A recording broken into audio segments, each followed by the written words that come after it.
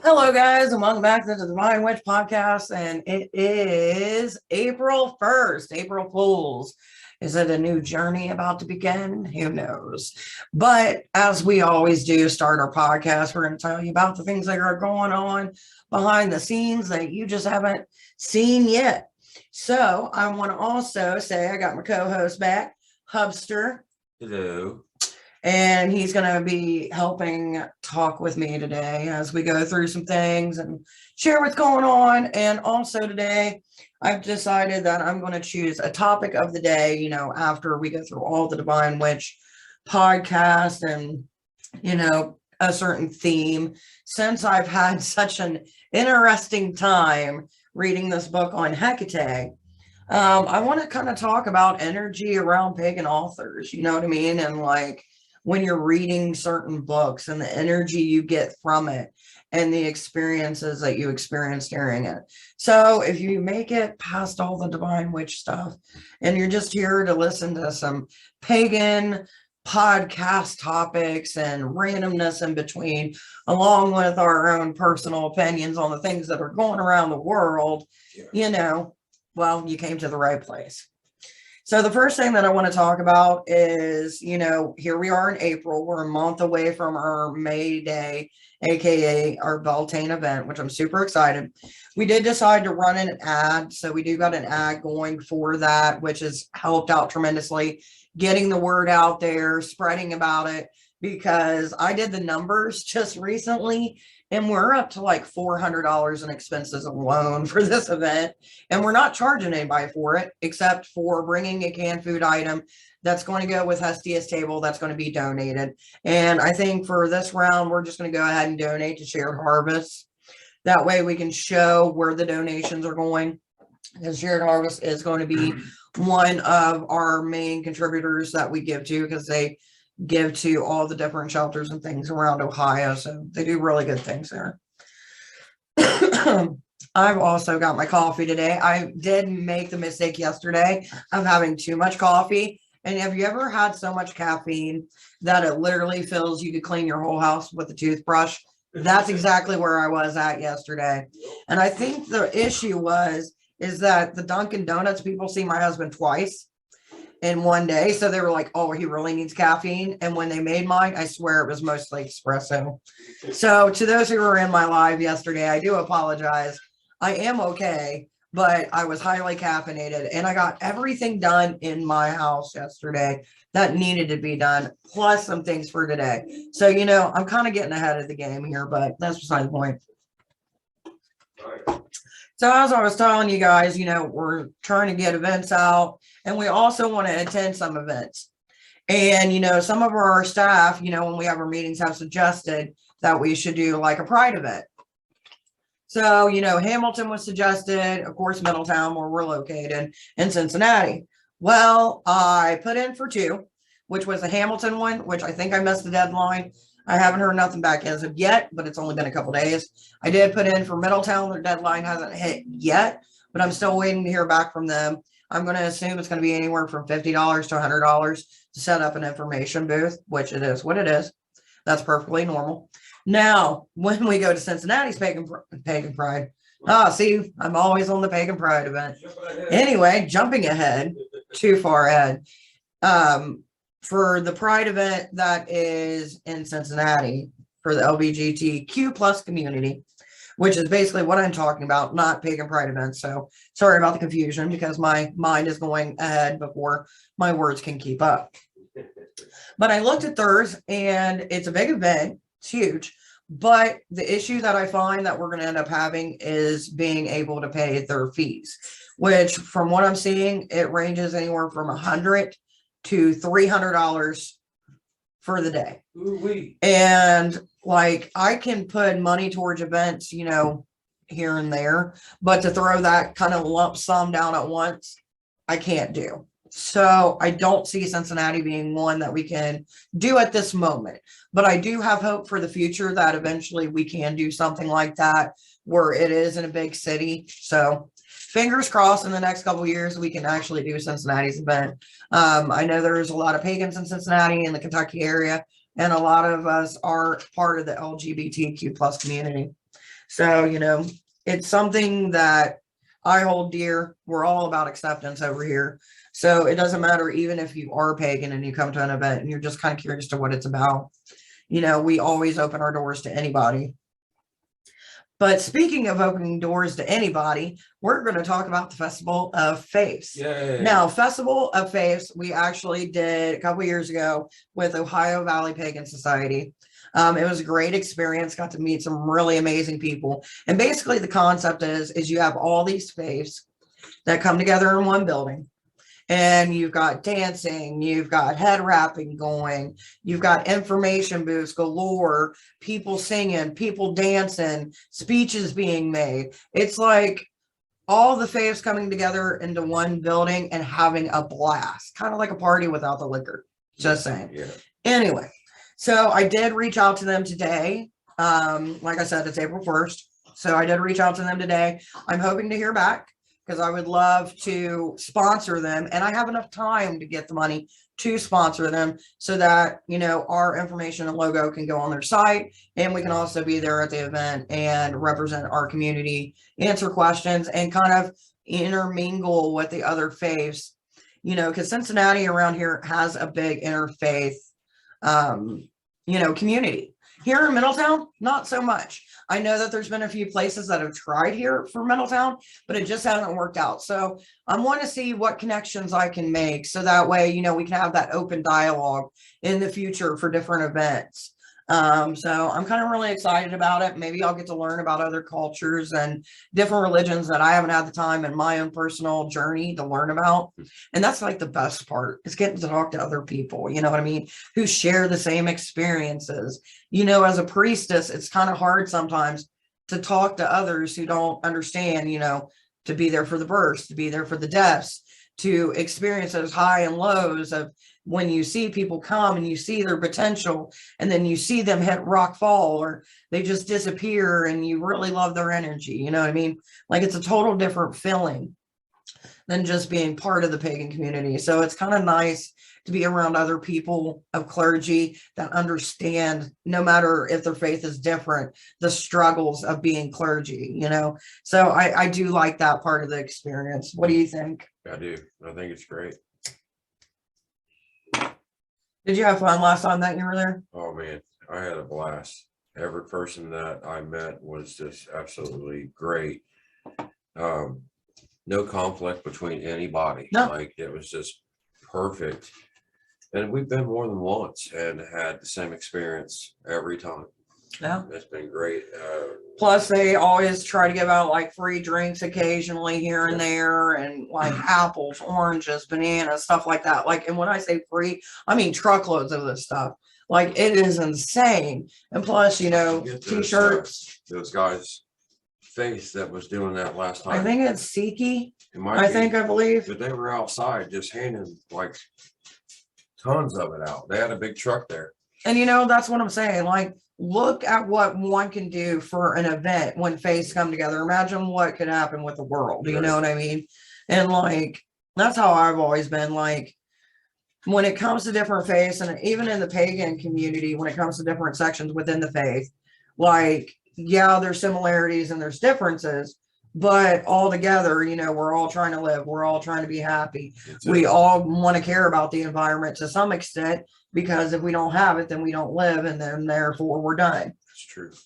You know what I mean? And that's one of the things from the past, whether it be paganism against Christianity, and of course with the whole gray block thing that happened this year too, and bringing up those fears that some people have.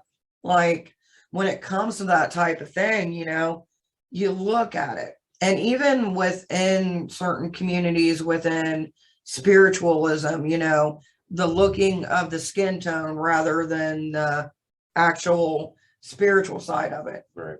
Or the debates about closed practices versus open practices. And like, there's so much that divides us. It's nice every once in a while to see the things that can unite people. You know what I mean? Like, no, we're not all perfect. Yeah, history sucked. And, when it comes to us as a people, our experiences are different. Your experiences were different than my experiences. and my experiences were different than my friend Brian's experiences. You know, but there's similarities. And I think that's the beauty of it. And that's why I enjoy it. I'm really hoping that we can set up there and it's not around the Witch in the Woods time. Because sometimes they do it in September, sometimes they do it at the end of August. Right. So it's kind of like a toss up as to when it's actually going to happen. I'm hoping that the timelines work out perfectly and the stars align and, you know, we're able to actually go out there and represent like we So want like a to. week, if it's like a week before our Wish and Wood event, then we should be able to get out there and actually go, and still actually hold our event Right. the week after. Plus, it gives me a reason to be creative and come up with a shirt that says Festival of Faith in the year, and then our symbol, you know, for our group. Like, Right. I love being creative, and that's the best thing too. You know what I mean? Like, you know, just having those experiences where you can have fun and learn something along the way and take something from it. You know what I mean? There's always, of course, that fear that what if somebody's stupid, but you're going to have that anywhere you go. Like there is no guarantee of safety anymore in, you know, today's No matter times. where you're at, I don't even think there's been really security of safety in any time. It's just, you know, we had a false sense of security for a long time here in America. And then, you know, things started going the way that they went and times have changed and perspectives have changed. Speaking of changing perspectives, don't you just love these little segues that we do over here? So, as you guys know, I always promote Ragnar's Riches because they always come to our events. They always support us each month for, you know, the stuff that we do, which helps us get like tools, supplies. It also helps us pay for spots and stuff like that. And they've been sponsoring us for years. But recently, I've started doing my readings at their shop once a month. And, you know, as you guys also know, we have the whole Hecate table going on where we do donations within our group, whether it be at our events or it be at their shop. We are open to other shops as well, but currently right now they're the only shop that we are working with when it comes to Hecate table. But like you bring canned food items, you donate, you get 10% off of my readings. I know they do specials, like if you donate items, they give you so much off at their shop. And, you know, it changes. Sometimes it's food donations, sometimes it's school supplies, sometimes it's holiday gifts. You know, it just depends on what the need for the community is around that time. Helps out a lot. Yeah, It really helps out. It does. And, you know, we've always done this. We just never had it under a name. You know what I mean? I just wish we could get it out to more places so more area can. Well, you get know, what they even need. though we do have Hecate table, you know, we also do participate in Dagger's Cauldron as well. We do. And that does amazing. We're just trying to do an extended version of it to where there's more than just the cauldrons. We want to do something with our group, you know, each month when we don't have events, we take a little bit, we donate to local shelters or just people in need in general. So, you know, it's a fun little thing. And plus I get to meet new people and I love doing readings. You guys see me do readings on lives all the time, which, you know, part of the reading money that I get goes to me to stay alive and bills and extras. And the rest of it just gets dumped into the Divine Witch, whether it be cards to show you guys or new pagan books to show you guys or for events or just food donations or the community garden. Like we put a lot more of our money in than we ever get back, really. You know, like around Christmas time, we put ours together and did toys. Toys for Tots, we Yeah. did. I think it was like anywhere from, it was somewhere between 100 and 130 or something like that. Yeah.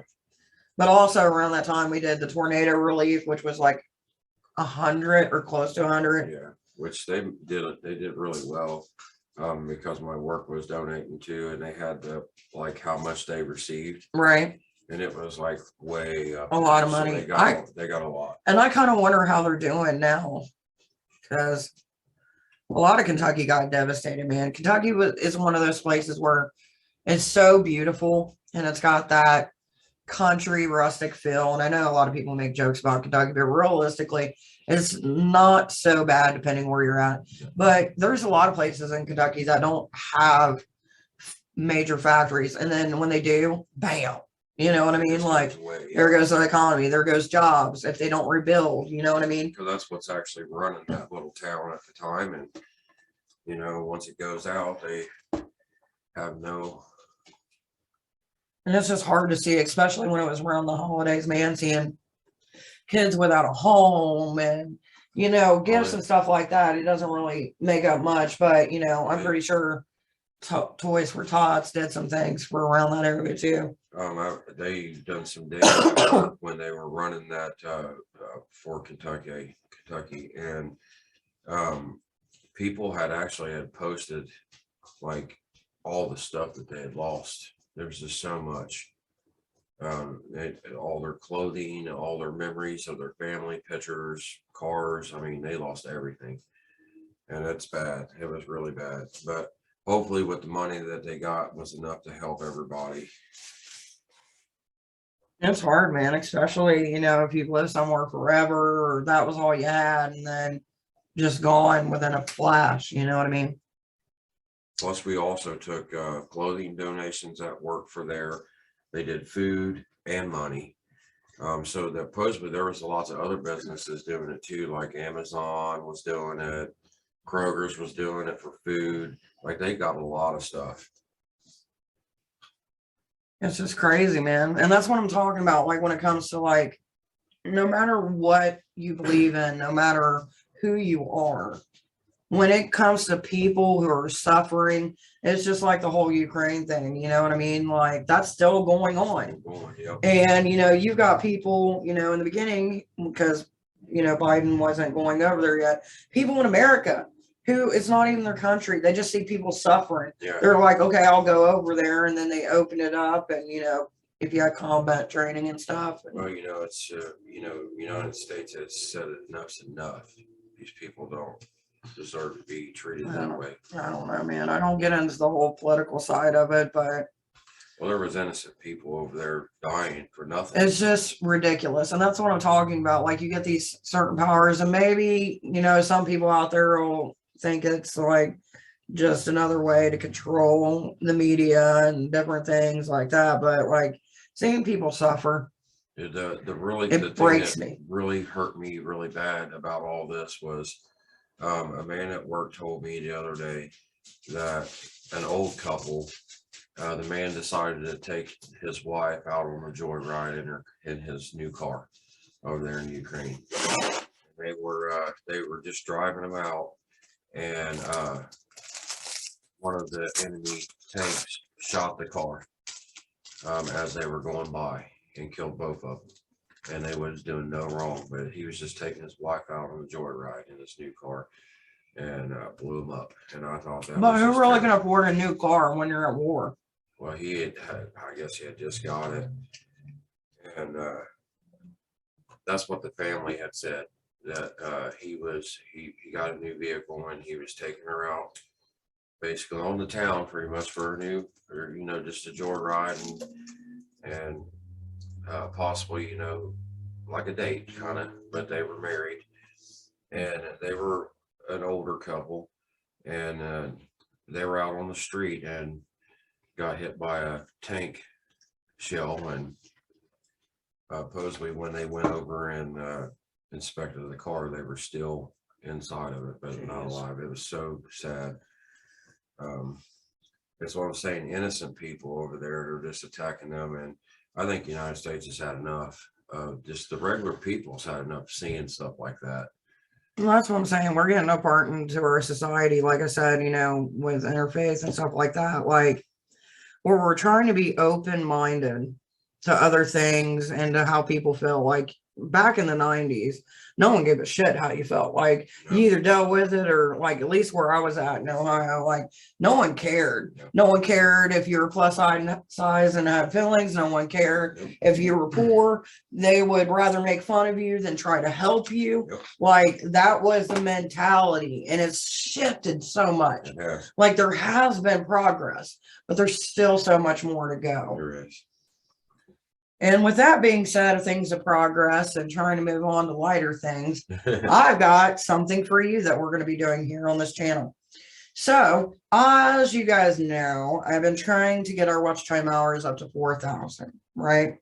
Just so we can have the super chat. I can do a lot more, and it just makes it more fun. Plus, I want to see it, and I'm kind of excited. But right now, we're at 2,000 watch time hours. So I figured I'm going to make it fun to where even if you're not here for witchcraft, if you start watching the witchcraft videos, you're going to get something out of it.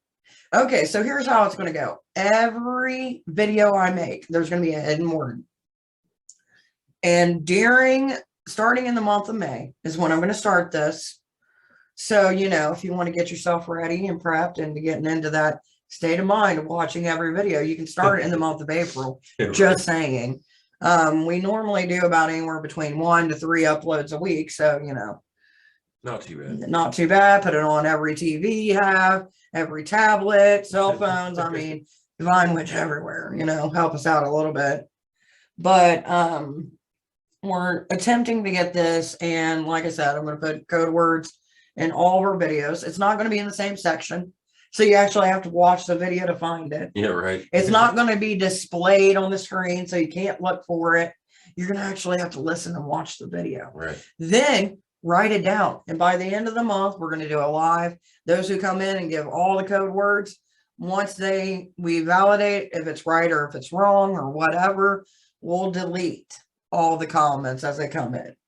And then we will end up putting the right people's names who commented the right thing into a drawing and do a video upload. And then that way you guys get something back, which the drawing is for a 10-card reading, which is normally about $50 when reading. So it's really good. Yeah, it's my way of giving back, even if the pagan side of this channel isn't your thing.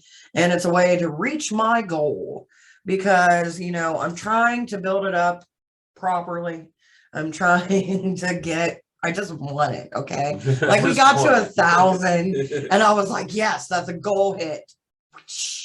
Now I want the 4,000 watch time hours and we're so close. And the bad thing about it is how they set it up is like every day it changes your hours because every day is another day gone from that year. You know what I mean? And I'm just like, I just need 4,000. That's it. We're at 2. We're halfway there. Let's get the other half. And I want to get it by summer. That is my goal, my true goal. Also, if you guys are coming in, like videos, comment on videos, helps me, spreads the channel through the ether of the web, whether it be good or bad, I won't know until the time comes, but at least it's there for the moment. Sorry, I had a cough and I didn't want to do that on live. Well, that's live, you know what I mean. So putting that out there starting in May, if you want to gift a little bit early to your Witcher, please do. I do appreciate it. Now we are going to get to our topic.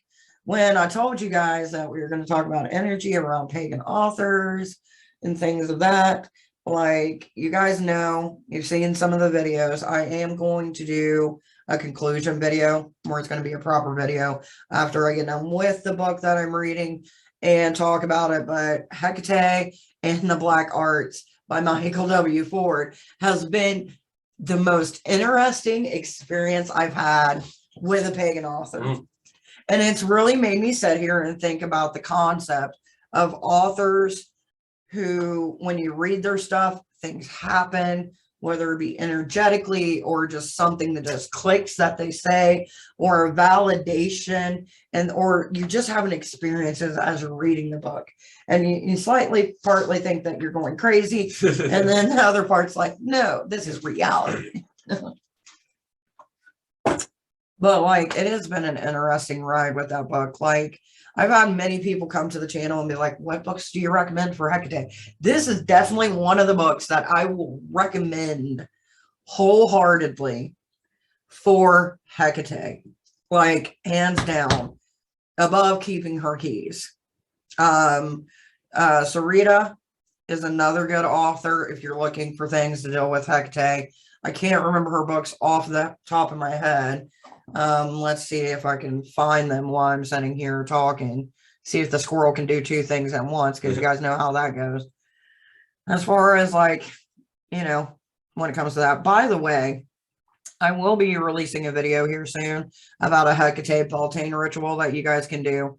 Like I said, Sarita, I think is their name. I may be saying it wrong, probably am. If I am, bad llama. You know what I mean? That's what I say anytime I mess up, bad llama. But it's just funny to me. I don't know why. I love llamas. And plus Emperor's New Groove, where they're like bad llama. I'm trying to find their name, so that way I can properly. Oh crap. Oh no. You know when you hit the wrong tab and you're like, no, and now it's taking me to Google. Like Google Play. I don't need Google Play. Thank you. Apparently there's a master's guide to meditation on Google Play. That's something that you're interested in. Now, I will say another book that I did enjoy was Entering Hecate's Garden.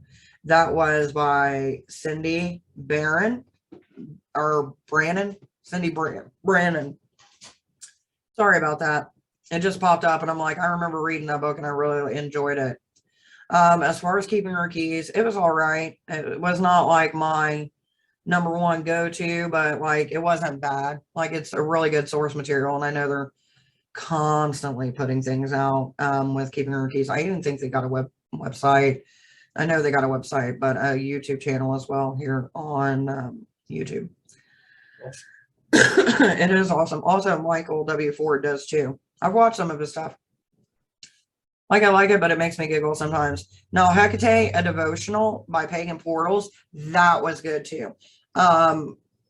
It's one of those books that you have to read, and like even online, it's got a 4.5. I did read that one. I actually have a book haul that's going to be coming soon because they bought me some books, and I'm super excited. And they're supposed to be here tomorrow. I wish they would show up today. Okay, so Hecate Liminal Rights is the book that I was thinking of by Sarita, I believe. I swear if I said their name wrong, I apologize. Sarita, yes, I was right. Sarita and David Rankine, Liminal Rights. I really did enjoy that book. Online, it looks like it's like around 20. So that's another one as well. Like, as far as those books, like, it's just validation of some of the stuff you get. Because like when you work with Hecate and you're actually sitting there and you know you've been in the journey with Hecate for a while, you'll get random things at the most random moment. Like just random spells pop in your head. Or like someone will be asking me for advice. And it's like, me personally, some things I don't have a clue on, and it's like, bam, I get it instantly of like, you should do this, this, and this, and do it like this. Right. And then as I'm sitting there telling them, I'm storing it in the back of my mind, going, I'm writing that down later. Yeah. And then like I'll read a book a couple, you know, days or months later, and it has the exact same thing that I was talking about, and I was like, bam, validation. No It's awesome to have validation sometimes. That it's not just in your mind, because you know you got to try when you're in spirituality, you got to find that balance of, am I sane or am I not? And when you don't know, you're kind of going, maybe not, until you see it. And you're like, there's two people now, so it's not just only me, you know what I mean? Like, I know it's just like with working with Hecate in the beginning when I was working with her. The only thing that you heard as far as like an offering to her was like eggs and honey and like wines and all this. And then later I had acquired some snakeskin one time, gave it to her. Best ritual ever. The energy was so thick, you could have cut it with a knife. It was that thick. And I'm like, ooh, that's good. And the more I started going and researching more and more in my journey, come to find out, guess what? snakes are part of her thing, you know. A lot of deities have snakes. And then it's just like some people associated black cats with Hecate, even though a lot of times you'll see a black dog, or some people won't even know that she has an owl that is dedicated to her, which I think is the barn owl or the screeching owl. It's one of them. I did know. not know that, but that's Right? pretty neat. But it does make sense because of the knowledge and the owls, the wisdom, seeing in the night, seeing through the darkness to find that information Right. or to find what you're trying to acquire. To me, it fucking makes sense, right? It does. And then, like, another thing with validation too that I got from this book that I'm currently reading, which I will end up talking about as well, is that the thing about her in imparting keys. Now, I've read this before that she'll give her followers certain keys and stuff like that, and that's their key, right? And it wasn't until I started reading this book that it kind of opened it up for me, like the key to the underworld, the key to this world and the next, you know what I mean, given to Hecate. And speaking of things that are given to Hecate, and it's very weird, but like a while back, Mel, my cookie of doom, she ended up sending me flowers because I was having a really bad week. And it was a surprise and it was great. And it was like these roses and these other flowers, I think they're lilies, and like just gorgeous, right? And they're getting to the point to where they're about to die, right? But I'm letting them hang on to the last moment. And it's like there's new sprouts coming up. It's the weirdest thing. Maybe I could take a picture and put it in at the end of this podcast. But it's just so funny that the roses are trying to bloom new stuff. And I'm like, you know, it's kind of that feeling of like death and rebirth. Right. You know what I mean? Like bringing new life, even though something has passed, it's still growing, and it's interesting to watch and see. Just like because I've had flowers in this room, and I've never had this exactly happen, so I don't know if it's just where she got it from or what. But I'm kind of interested in seeing like where it goes, even if the actual flowers from the beginning fall off. I can dry them up and use them for rituals and stuff like that. At this point, I'm wondering if you snip the ends again and actually plant them in the ground, if they'll just take off since it's got new sprouts. I would almost think so, yeah. Yeah, right. Like it's weird because it's places where it's sprouting is places where like I cut like the leaves and stuff off of because like it was taking away from the plant.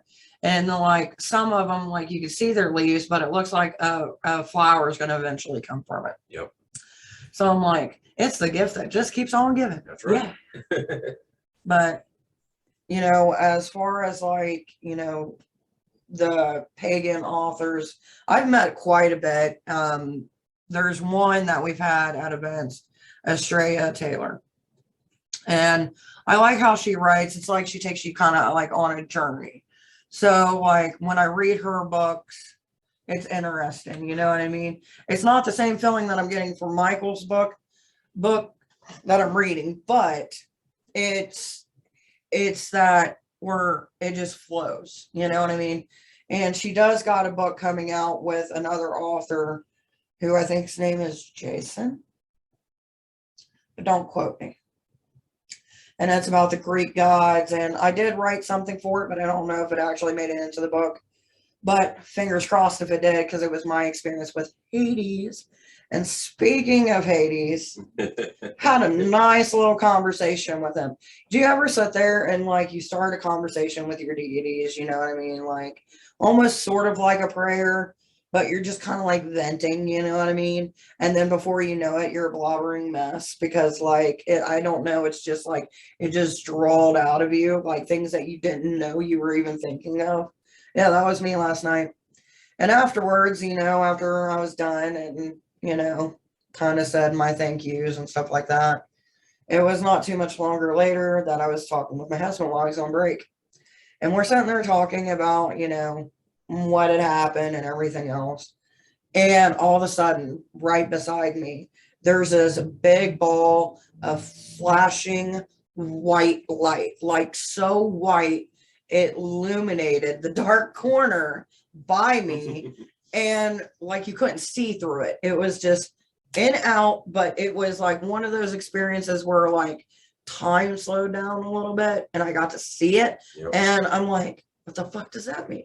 Does that mean that I was heard? I'm going to assume that I was heard. Yeah. That's what I'm going to take it as what it means. That's what I would have took it as. So yeah, that's another thing that I can add with Hades. If you're looking for confirmation, look for a white flash, which is totally different than what you would think from him. You know, because one of the things that was in my conversation is, what more can I do for him? Because with Hecate and Odin and somewhat Loki, you can find a lot more information than you can with Hades. Unless you go into the Roman, then you go into Pluto, and then you go before then, and you get other gods. But is it other gods, or is it the same god just under a different name? Right. And then, you know, you transpire. So, like, that was kind of one of those things where I'm like, is that just validation, or is that answering a question for me? Or like, what is it? Because every time that I've seen Hades in an astral state, he's always very stoic. Oh, yeah. I've never seen him depicted as they do in the Greek pantheon, but he's always well kept. Everything is pristine, like, around him. And like, you just get the vibration of like, fuck around to find out. You know what I mean? Without saying fuck around to find out. Yeah. It's just like a calming, like, if you ever had that principal or that teacher, that one friend's parents that didn't have to say a word, but you fucking knew. You knew. Like, and that's like how it feels with him. And it's fucking an interesting feel. I'm pretty sure he gets a chuckle out of it. Yeah. Because the way I describe it, but like, that's how it is. It's like being in a void and not seeing what's in the void. Right. Like there's something there, but you don't get to see it. Nope. It's a very interesting concept. And that's one thing I do like. Another thing that was brought up too was like in the book that I had talked with Hades about last night is shades. Because shades are supposed to be humans who went to the underworld or dwell in the underworld. And it's also made me think of the concept of shadow people. Right. Because people say, you know, I seen this figure of a person, but it was all black. Right. And most people assume that it's either demonic or evil or whatever. But I sat here thinking about it, like in the Greek context, a shade was this. It was the soul of a person that lived in there. But what if the reason they call them shades is because when they come into our realm back up from there, some of them can't have the same appearance that they did. You know what I mean? Because they lose it, either because of time, right, or because, you know, their memory's been wiped. So it's like they're a soul that's still there, but they don't present themselves in the body that you knew them as. Right. Because you have the lake of forgiveness while you're down there. So, you know, I don't know how it works with reincarnation. As far as like, do you still look the same as you do in every lifetime, or does it change? Like, you know, you have the male, the female aspects and things like that, but like, I would assume it changes. is there certain similarities, you know what I mean? Which, you know, brings into the whole windows of the eyes and the soul. So do the eyes stay the same? Do the body stay the same? If it doesn't, does that explain why you get these black shadowy figures? Because I can tell you right now from my experience is something of what people would consider a daemon or a demonic entity wants to show you, or even a goddess or god wants to show you something like, this is my chaotic, you know, form. You know what I mean? They're going to show you. They're not going to be fearful. They're going to have the energy for it. But I also think it depends on the ranking of that energy. Right. And what that energy wants to do and how it wants to present itself. Because, you know, we've had things here in the house, like occasionally things will fly off, or there was one day, and I probably told this story multiple times on the podcast, but I'll never forget it because it was the best experience ever. And it got rid of the in-laws with a quickness. Not saying I don't like the in-laws, but it was one of those days where you're just like, I don't want nobody here, but you know, you like people, so you keep them there. They were working for you. And like we're sitting there talking about spirits and stuff, and his dad is very open. His mom is kind of like, you know what I mean? Like, I think she believes that they can be around, but she tries to push it off because that's acknowledging something that I have no control over and I can't touch. Yep. Right. So I get that. A lot of people are like that, even in the spirituality pagan community. And it was funny because we were talking about doors opening and closing. Because his dad just came down and was like, oh yeah, someone opened the bathroom door. I thought it was one of the kids and it wasn't. And I was like, okay, that's weird. And then it did it again. Yeah. And the way that our door is, that doesn't work like that. Like you literally have to pull. So when he came down, he was telling us that story, started talking about, you know, how he'll open doors and stuff like that. And all of a sudden you see my basement door just open and you could hear the clinking of the knob turning. Yep. And then I'm like, you know, the fucking house rules, shut the damn door. And the next thing you hear is bam, and watch the door slam. Yep. And then at that point, his mom's like, yep, I'm done. Bye. Time to go. And goes out to the car. And he's like, his dad is like, well, I guess I'm going. I'll talk to you guys later. Yeah. Yeah, my mom does not deal with that stuff very well. He's more curious. He's really curious. He wants to know more about it. But your dad's always kind of been that way. That's why I kind of like vibe with your dad, because like he still is on the Christian side, just like my mom, but he leans out some towards the unknown. I want to know more about what's out there, you know? Right. And I think that's kind of how we all are in the end. Some of us, for the most part, we have that, we're fearful, but we're curious, like a kid, you know? And I think that's kind of what draws people into the paths, you know, that we walk, is that being like a kid, like you're not supposed to know, but you do know, kind of thing, you know? No, I see what you're doing. But like, it's that experience and that feeling, you know? And, you know, with when you're doing certain, you know, rituals or spells, or even just like I said, the act of reading, things can pop up. Things can pop up anywhere. Like I have seen some amazing stuff that people just don't pay attention to. Yeah. Because they're so like, when your mind is so busy and you're oblivious to your surroundings, and there's so much that can happen. There really is. And it's just, I catch some things, but you get more than I do because I'm at work most of the time and you're here.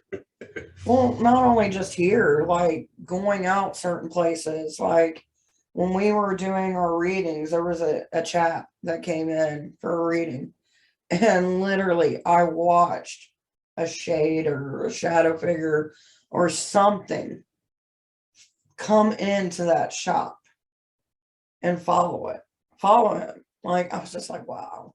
And then there's like those little things of like where you're somewhere busy and someone walks by and it's like a slow motion energy shift. Yeah. You don't know them. They don't know you, but they look at you in a way that you're like, that's fucking weird. Yeah. There's something there. And then if they come back, it just validates that even more. Like that one guy, I was like, oh my God. So needless to say, I'm excited to go to Ragnar's Riches just to see what craziness happens. But it's like when we went to go see a musician years and years ago, and we're walking by and I look up and I see this gentleman walking towards us. My head instantly goes downward. I'm like thinking in my head, that's fucking weird. But we're walking and we're talking and, you know, we're at a convention. And as soon as he passes, it felt like someone grabbed my wrist and just stopped me dead in my tracks. Yep. And when I look, this man's like fucking 30 feet away. And I'm just like, what the fuck is that? And like, it stopped me so much that I stopped my husband. And he's like, what the fuck's wrong with you? And I'm like, I don't know. So like that's the kind of experiences, you know what I mean? Like, it's not all like spooky ooky shit. It's just those weird, maybe it was a soul thing, whatever it is, but like those where there's threads of connection, you know what I mean? And it's almost like to the point of paranoia when you think about it, just like the synchronicities that happen. What do you like? But yeah, it's interesting to say the least. So what kind of stories do you guys have? Like, what is the spookiest thing that you've seen, or the feeling that you've gotten that's stuck with you throughout the years? I would love to hear about it. And, by the way, eventually I want to do a podcast to where I can tell stories kind of similar to like that. Like just different experiences, whether it's in ritual, whether it's meeting people or a certain location, or just certain things that you see that you don't feel comfortable telling people about, but you would like to share the story to see if people are similar.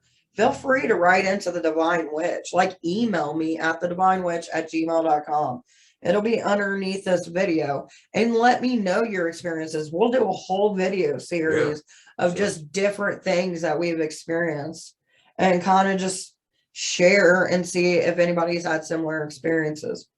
And with that being said, I think that's a good way to lead off with this podcast. And I want to thank you guys for your support, your love. Remember, we are still doing the egg readings, 1 egg, $5.